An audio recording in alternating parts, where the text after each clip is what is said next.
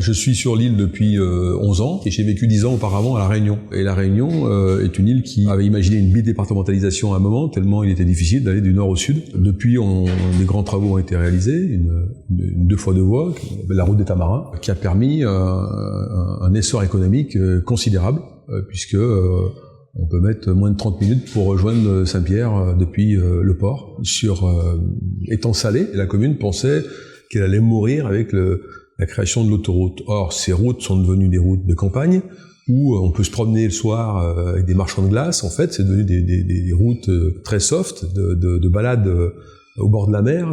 Et donc, les gens se sont réappropriés la commune, qui est plus traversée par un flux de routes nationales, ou par une autoroute qui traversait littéralement la commune.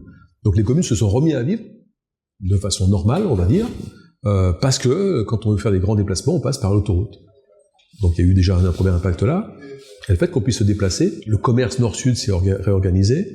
Et je pense que sur Saint-Pierre, il y a plus de entre 2 et 500 millions d'euros d'investissements privés qui ont été faits, parce qu'on pouvait enfin bouger, on pouvait se déplacer, et aussi tout ça, ça a créé aussi un afflux de population, et qui sont venus pour travailler, mais aussi beaucoup de Réunionnais qui sont revenus au pays, parce qu'on pouvait enfin travailler au pays. Donc il y a eu, aujourd'hui la Réunion va vers plutôt 900 000 habitants, alors qu'elle était à 750 000 il y a 15 ans en arrière.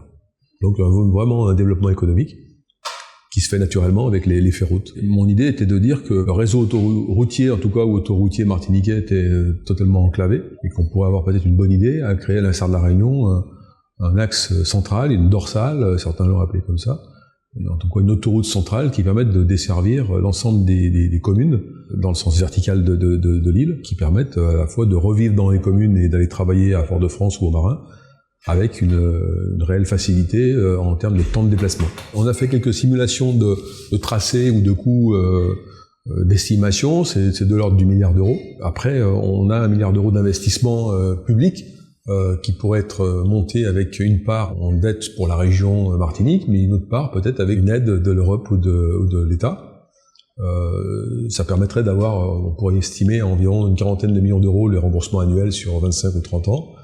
Mais il y a fort à parier qu'un investissement comme ça, de fait, créera des investissements privés, puisque à partir du moment où on pourra emmener des touristes à n'importe quel bout de l'île en moins de 30 minutes, très probablement, chaque commune pourra se développer au niveau touristique, et on pourra même probablement freiner la concentration urbaine autour de l'axe Fort-de-France-Cassem, et peut-être recréer de véritables vies dans les communes qui se désertent, notamment dans les écarts. À La Réunion, a eu la chance d'avoir un Paul Vergès qui avait une vision prospective pour son île.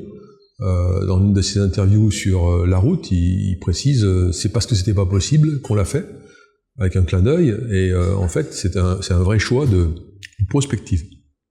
Il faut un homme comme ça, qui soit capable de projeter dans l'avenir la Martinique, en l'imaginant comment on pourrait la développer, comment elle pourrait se développer. Il faut un homme qui porte le projet. Il faut que ce soit un choix fait par la majorité des Martiniquais. Ça ne peut pas être un choix ni de trust, ni d'idéologie spécifique, mais un choix de comment je veux mon île dans 30 ans. Comment je la projette? Est-ce que je veux pouvoir créer des emplois, qu'elle se développe, ou est-ce que je la préfère telle qu'elle est aujourd'hui? Et c'est là où on a un vrai choix politique à faire pour porter le projet.